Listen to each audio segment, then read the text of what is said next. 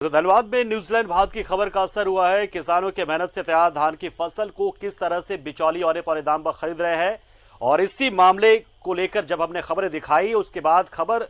का असर यह हुआ कि उपायुक्त यहां के उन्होंने एक आनंद फानंद में बैठक बुलाई और फ्लाइंग स्क्वाड बनाने की बात भी अब यहां पर निकलकर सामने आई। हमारे सहयोगी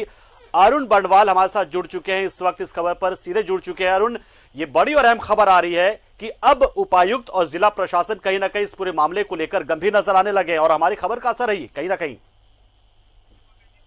देखिए पंकज, निश्चित रूप से कहते हैं न्यूजीलैंड भारत के खबर का ही असर है कि जब किसानों की बदहाली और बिचौलियों किस तरह धान खरीदारी में हावी होते जा रहे हैं किसानों के ऊपर, इस खबर को जब हमने प्रमुखता से कल प्रसारित किया तो कल देर शाम ही उपायुक्त ने इसको लेकर गंभीरता जताई और तमाम अधिकारियों के साथ अर्जेंट एक मीटिंग की और आज उसी के तहत टास्क फोर्स की बैठक हुई और जिसमें सभी अधिकारियों को स्पष्ट रूप से ये निर्देश दिया गया कि वो ऐसे जगहों को चिन्हित करें और एक अधिकारी लगातार वहाँ की मॉनिटरिंग करे जहाँ पर जाकर बिचौलिए किसानों को प्रलोभन देने का काम करते हैं, तरह तरह के उनको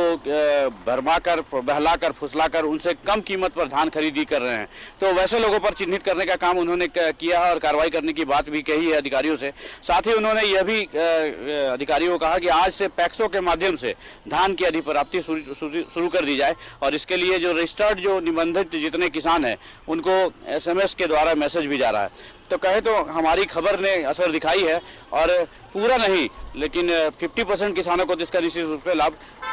मिलेगा। हम जहां तक बात कर रहे थे 50% की पंकज, तो इसमें वैसे किसानों की संख्या आधे से अधिक ही मानी जा सकती है जिनका निबंधन अभी तक नहीं हुआ है। उनको ये तक नहीं पता है कि पैक्स कहाँ है और सरकार ने क्या दर निर्धारित कर रखी है। तो वैसे किसानों को कैसे सरकार की योजना का लाभ दिलाया जाए, ये जिला प्रशासन को सोचना होगा। एक बात ये भी उपायुक्त ने इस खबर को गंभीरता से लिया। फ्लाइंग स्क्वाड का भी गठन किया गया है, तो ऐसे बहुत सारे बिचौलिए और आप पहुंचे भी थे वहां तक, क्या प्रशासन की नजर उन तक नहीं पहुंच रही है और फ्लाइंग स्क्वाड अगर उन तक पहुंच जाए तो किस तरह की कार्रवाई होगी इन बिचौलियों पर?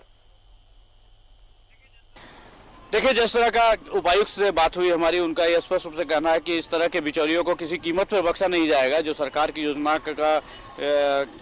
खुद ही उसको स्वार्थ के तहत अपना लाभ उठा रहे हैं और किसानों का हक को मान रहे हैं। लेकिन किसानों का जो मिडिल क्लास और लोअर क्लास के किसान हैं, कृषक हैं, उनकी अपनी परेशानी है। उनका ये मानना है कि पैक्स के माध्यम से एक तो उन्हें जानकारी नहीं है कितनी सरकार क्या दर निर्धारित कर रखी है और कहाँ कैसे दिया जाए, और कुछ लोगों को जानकारी है भी तो उनके सामने मजबूरी ये है कि धान की जमा आज ले लिया जाएगा, उसके एवज में चेक दिया जाएगा जो अगले 2-3 महीने तक के बाद उसका कैश होगा। तो ऐसी स्थिति में उनके खेतों में जो काम करने वाले लोग हैं या दूसरे जो फसल का उपज वो तैयार करेंगे उसके बीए के लिए जो चाहिए, उनके घर के अपने दाल रोटी कैसे चलेगी, इसको लेकर भी वो बिचौलियों का माध्यम अपना बनाते हैं और बिचौलियों तक जाते हैं। तो जिला प्रशासन ही नहीं, सरकार को इस बात को लेकर सोचना पड़ेगा कि ऐसी स्थिति में किसान को कैसे उसका हक मिले। इसकी कोई प्लानिंग करके ऐसा व्यवस्था किया जाए कि जो मिडिल क्लास और लोअर क्लास के किसान हैं उनसे धान लेते ही उनके तत्काल उनके अकाउंट में पैसा क्रेडिट हो जाए,